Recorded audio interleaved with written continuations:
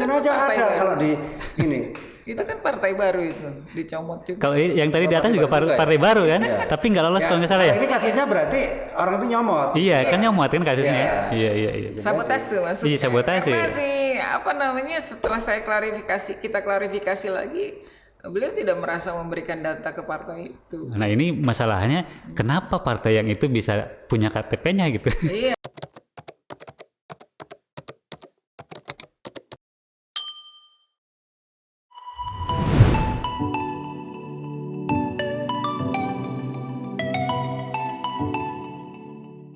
Assalamualaikum warahmatullahi wabarakatuh. Jumpa lagi dengan Priotomo di podcast Rakyat Cirebon. Kali ini kita kedatangan tamu dari partai baru, namanya Partai Umat.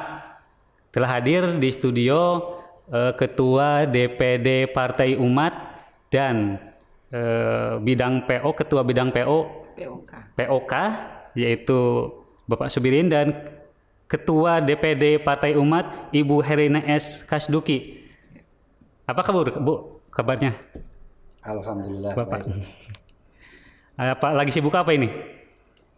Ya, Partai Umat hari ini sedang bersiap untuk menghadapi Verfak utamanya. Karena alhamdulillah pada posisi kemarin sudah lolos dan lengkap dinyatakan oleh KPU untuk persyaratan administrasi secara keseluruhan. Gitu. Jadi kita sekarang sedang mempersiapkan verifikasi faktualnya. Gitu. Apa aja Bu yang disiapin untuk verifikasi faktual ini? Ya, sebelum verifikasi faktual tentu ada verifikasi dari KPUD juga tentang keanggotaan, tentang kesekretariatan dan kepengurusan. Yang sekarang sedang berjalan adalah verifikasi oleh KPUD tentang keanggotaan. Tentunya harus lepas dari double partai, terus yang tidak menjadi PNS atau TNI, Polri ya. Jadi semua harus dinyatakan bersih dulu, baru setelah itu Verfak. Setelah Verfak itu apa yang boleh disiapin lagi untuk selanjutnya yang disiapkan oleh Partai Umat ini? Iya, kita sih sampai dengan hari ini masih sibuk dengan persiapan Verfak ya. Verfak dulu ya, fokus gitu.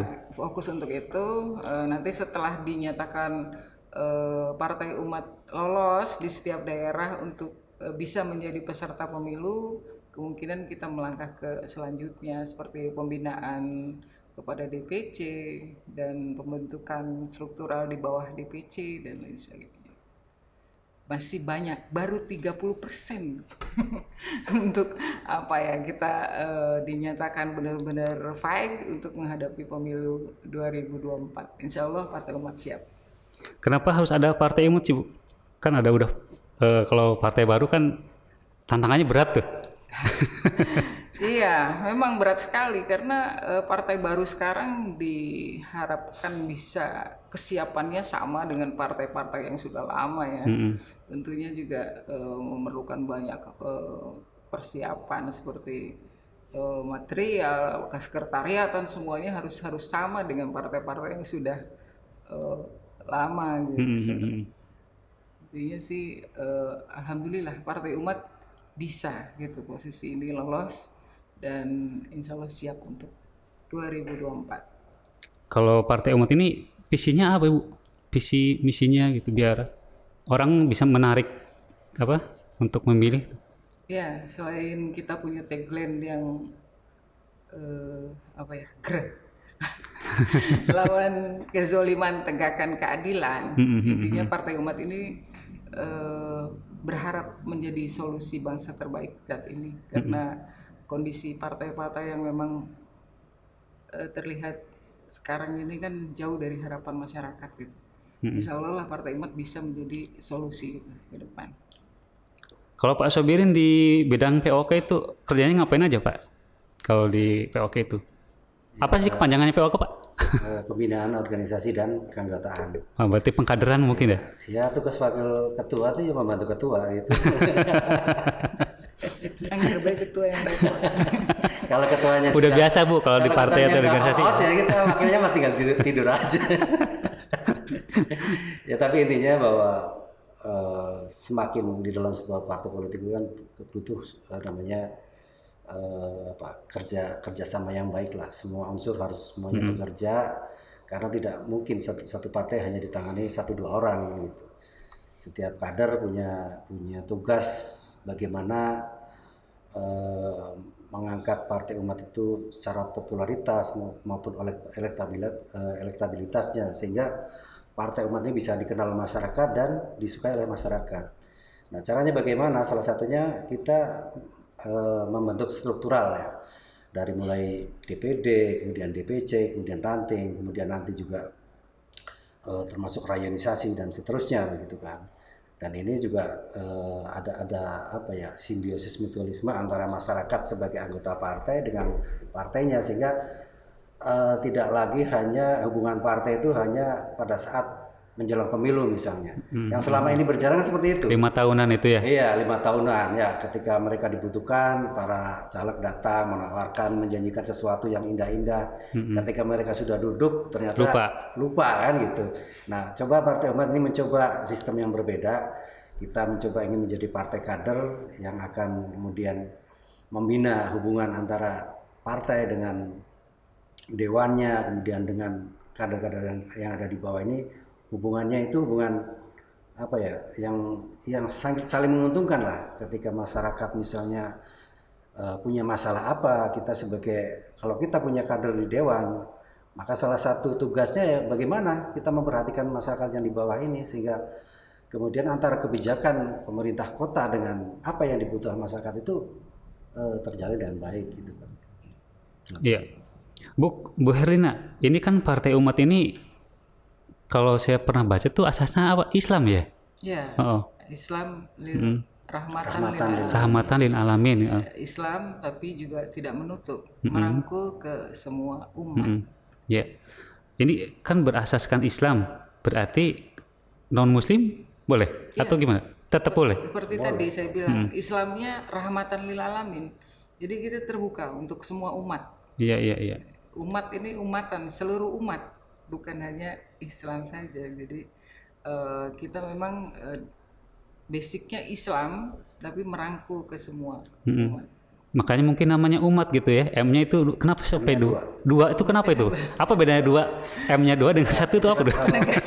Kalau di bahasa Arabnya itu kan alif mim gitu. Kan tasdid ya. Jadi umat gitu. Umat itu. Jadi kalau mimnya 1 itu bukan tasdid, itu umat gitu aja. Beda nanti artinya. Saya nggak tahu artinya apa, tapi maksudnya dalam huruf ini kan Al-Quran itu kan kalau umat tasjid, gitu ya. berarti 2 ada apa? Ada tasdidnya itu. Ya kayak Muhammad gitu kan M-nya 2 karena ada tasjid. Ada gunah gitu lah kalau hukum tajwidnya sih. Umat. Berarti kan umatnya umat Islam aja atau tidak? Oh tidak. Rahmatan lil alamin, terbuka untuk seluruh umat. Terbuka untuk seluruh umat gitu. Merangkul seluruh umat. Karena kita ini kan umat ini, partai umat ini kan berasaskan Islam.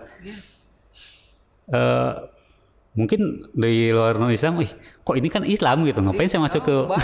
Banyak saudara-saudara kita, sahabat-sahabat kita di Papua, banyak juga Nasrani yang bergabung dengan partai umat gitu. Jadi tidak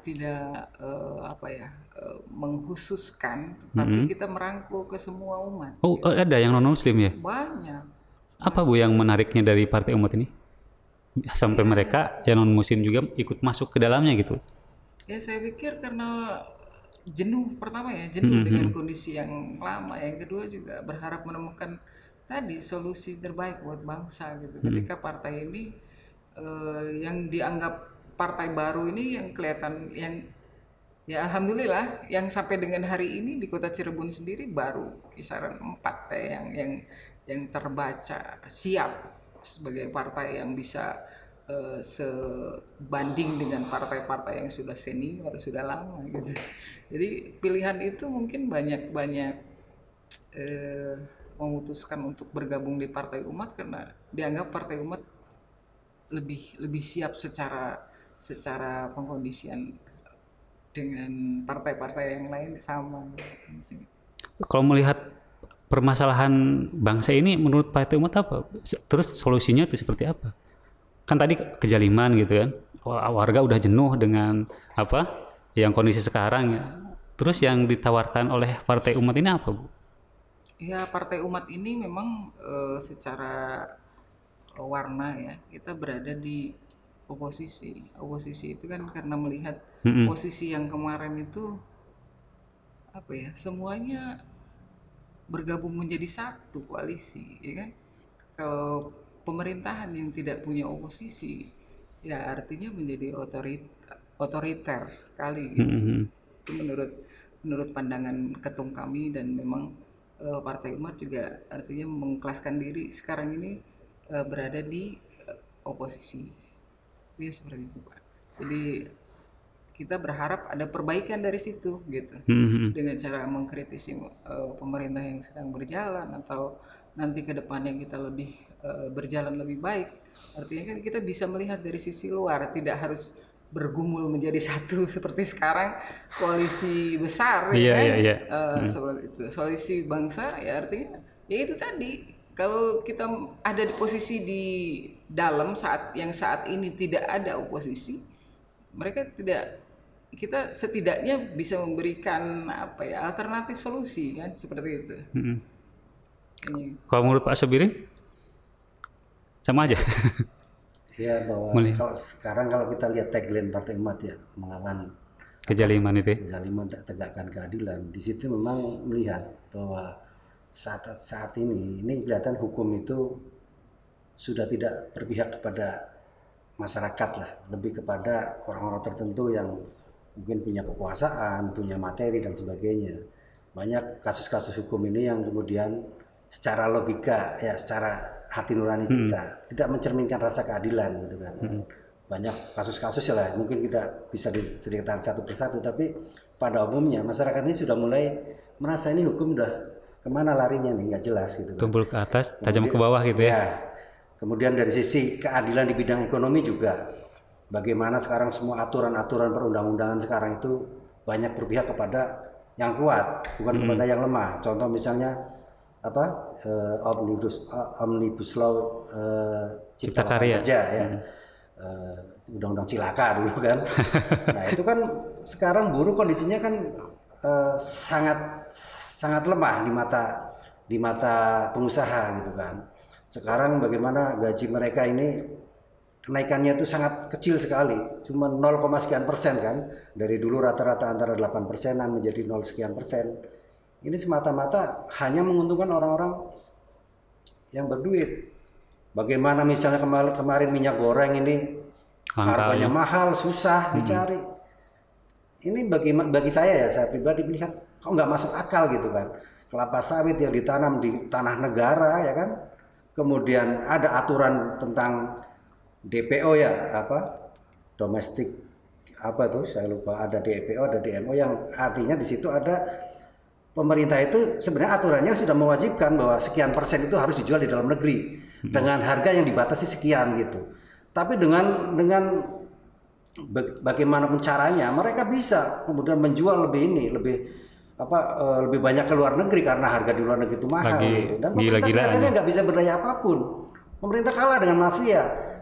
Nah inilah hal-hal seperti inilah yang kemudian menjadikan Partai Umat ini menjadi daya tarik kepada masyarakat, bagaimana mengubah pola relasi antara pemerintah dengan rakyat. Bagaimana seorang pemerintah harusnya melindungi rakyat yang terkecil, tapi yang sekarang kelihatannya yang diuntungkan para pengusaha. Bagaimana dengan undang-undang tentang minerba, itu juga sangat menguntungkan para pengusaha gitu kan.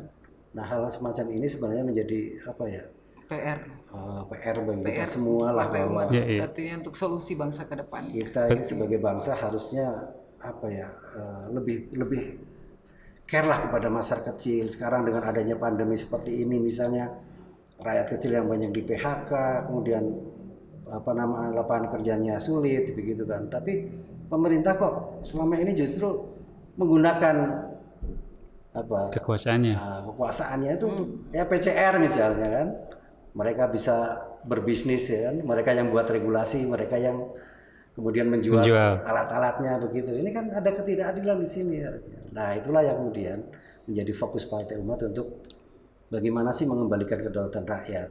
Jangan sampai negara ini yang diperjuangkan oleh para pahlawan yang dulu mengorbankan jiwa dan raganya, tapi kemudian yang menikmati hanya segelintir orang. Ya, banyak sekali. Sementara banyak masyarakat yang seharusnya ikut merdeka. Nah, ini momentum merdeka ini kadang-kadang kita hanya merdeka itu kalau 17-an kita sudah bisa ikut lomba apa gitu. Padahal banyak hal yang sebenarnya kemerdekaan kita ini masih dirampas. Tenaga kerja dari asing membanjiri Indonesia yang kayak gitu-gitu tuh kadang-kadang menjadi pemikiran kita lah. Jadi Partai Umat itu melihat bahwa penguasa sekarang ini diatur sama pengusaha. Ya, sebagian mungkin ya, artinya kita melihat banyak undang-undang ya, kita bisa tercermin dari undang-undang itu yang lebih berpihak kepada para pengusaha, atau kalau istilah yang kerennya kan oligarki lah. Ah iya, itu bahasa kerennya lah. Gitu. Pengusaha ngatur pemerintah, bukan dibalik. Kalau Partai Umat memimpin, insya Allah lah PR itu kita itu tidak diadakan. Ya, harus sudah masuk ke program itu, Bu. Emang udah ada? Justru itu konsistennya Partai Umat nanti ke depan akan kita buktikan. Artinya disinilah kenapa saya sendiri sampai tertarik masuk ke dalam Partai Umat, karena memang Partai Umat punya warna sendiri lah untuk merubah bangsa ke depannya seperti apa, pemikiran-pemikiran beliau para pendiri seperti Pak Amin Rais, ketum kami Dr. Ingrido Rahmadi ya. Beliau punya pemikiran-pemikiran yang luar biasa tentang solusi bernegara ke depan gitu.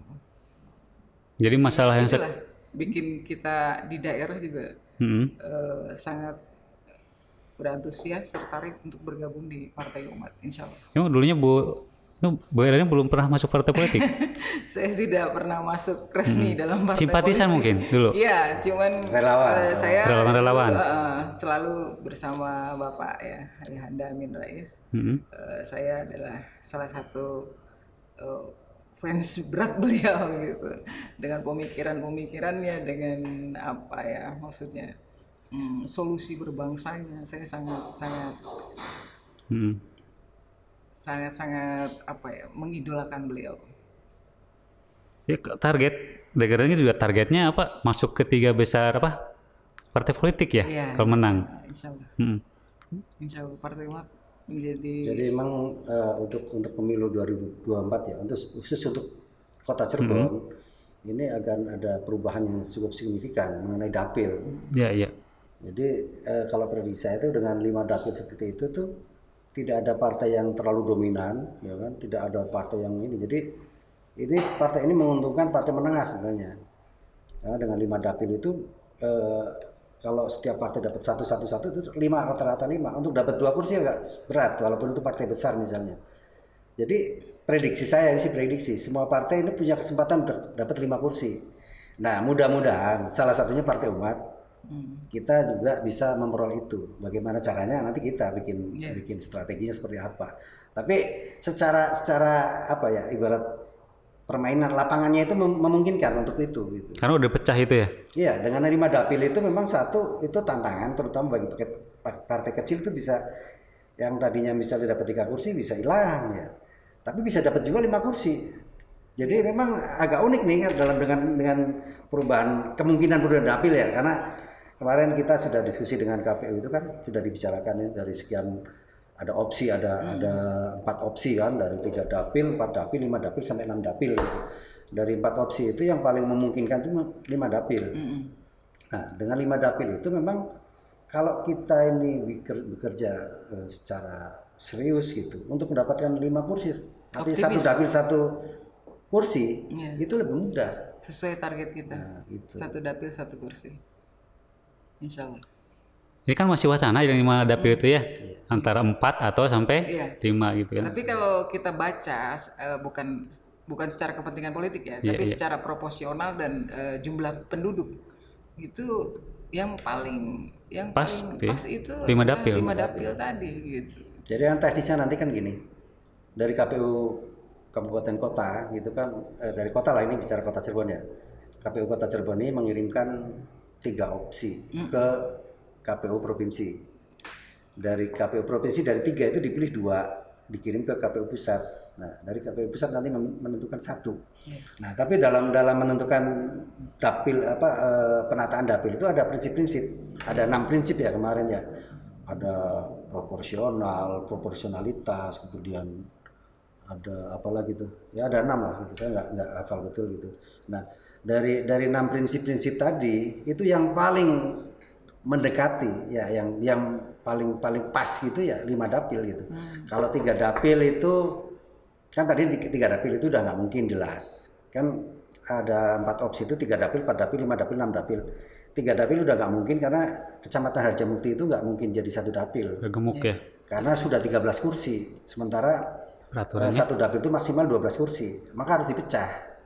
Jadi itu berarti 4 dapil ya, Kecamatan Lemau dengan Kejaksaan masih tetap 1 dapil, Kesambi Pekalipat 1 dapil, Harjamukti 2 dapil.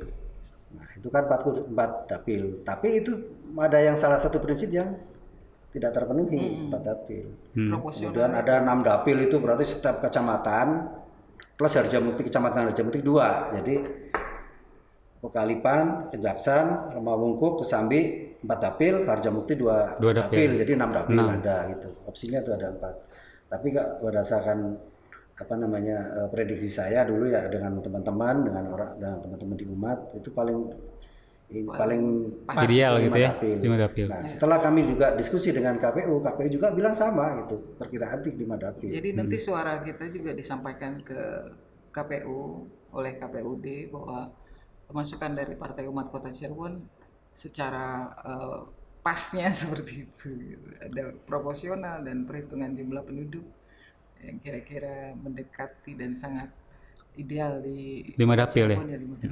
Targetannya berapa untuk pileg ini Partai Umat? Pileg ini ya kita punya target 1 dapil 1 kursi. 1 dapil 1 kursi. Minimal. Waduh, minimal 1 dapil 1 kursi. Ya target lah, target itu nggak ada minimal maksimal sih. Targetnya segitu. Ya kalau dapat alhamdulillah, nggak dapat 4 ya alhamdulillah. Dapat 3 alhamdulillah gitu kan. Dapetin lah upaya. Jangan dibilang wah sombong amat target 5 ya, namanya orang bekerja ya, targetnya 5 dapatnya 4 alhamdulillah kan gitu. Ini kan lagi masa frefak ya Bu ya. Iya. Antisipasi dari barangkali ada KTP anggota yang double dengan atau dicomot dengan oleh partai lain gitu. Ya. Apa antisipasinya?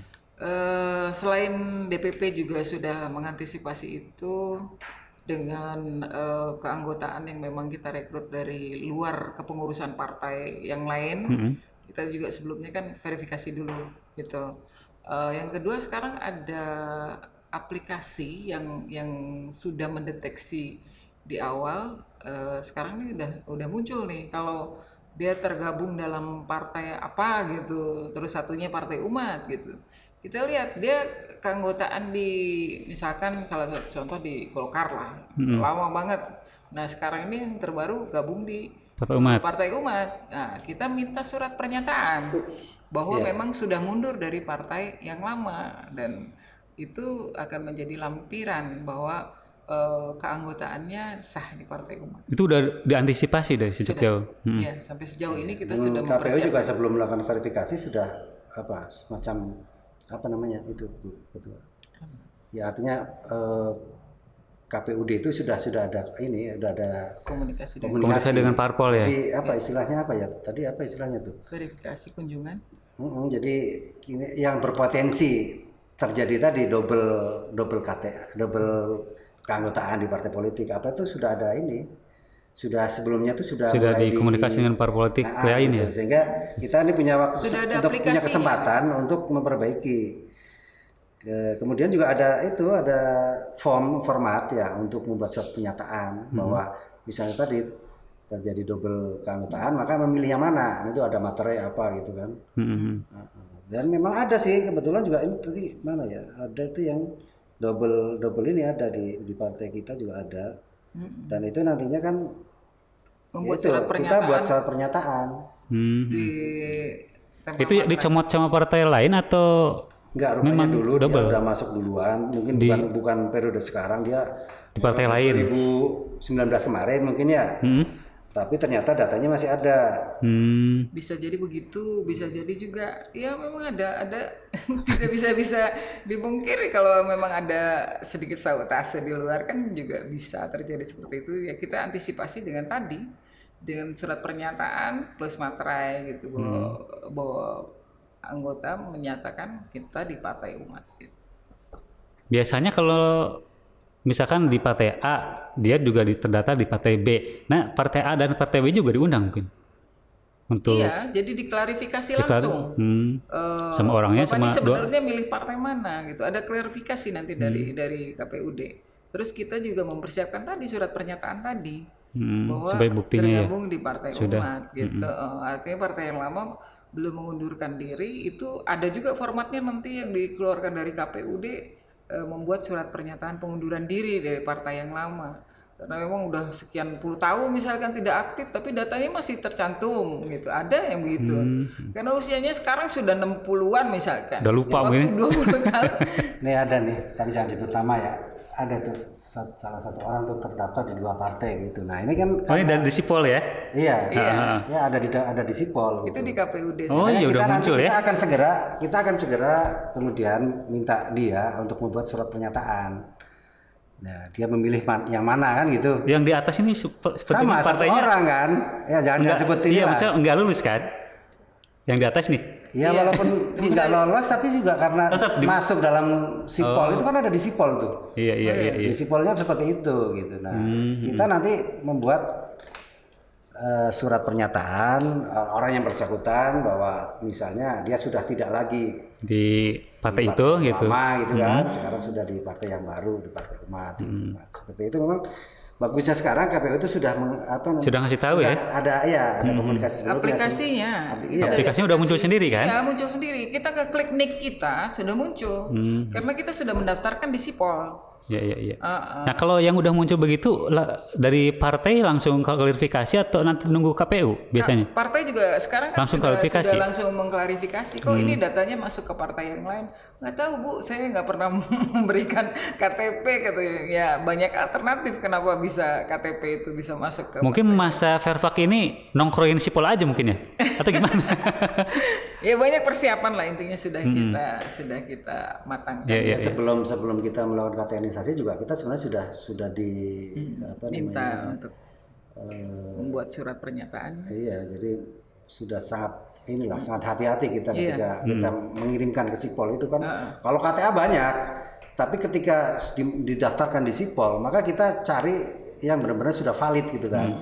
Jangan sampai ternyata kemudian misalnya ketika kita kirimkan ada di Sipol ternyata setelah di Verfak itu orang tersebut tidak mengakui kan repot juga. Nanti kalau masuk TMS ya tidak memenuhi syarat, kita menggantinya tuh banyak. Karena kalau misalnya kita sampelnya 5%, maka kalau kita satu saja nggak lolos, maka menggantikan 20. Karena satu itu mewakili 20 kali 5% kan. 5% kan 1 per 20. Kemarin berapa yang diajukan ke Sipol itu? Itu kalau secara KTA keseluruhan kita sudah 1.000 lebih ya. 1.000? Cuman kita input terakhir 700. Stop dulu karena untuk sebagian nanti barangkali ada yang ditetapkan sebagai TMS gitu. Karena itu apa yang kayak tadi itu bisa muncul di partai lain itu padahal kan sudah melampaui beberapa verifikasi yang kita lakukan tapi tetap aja kebobolan masuk ke partai lain si personnya sendiri padahal tidak merasa memberikan data ke partai lain gitu. Nah, itu antisipasi kayak gitu sudah kita persiapkan, insya Allah sudah oke lah. Partai Umat Kota Cirebon insya Allah siap.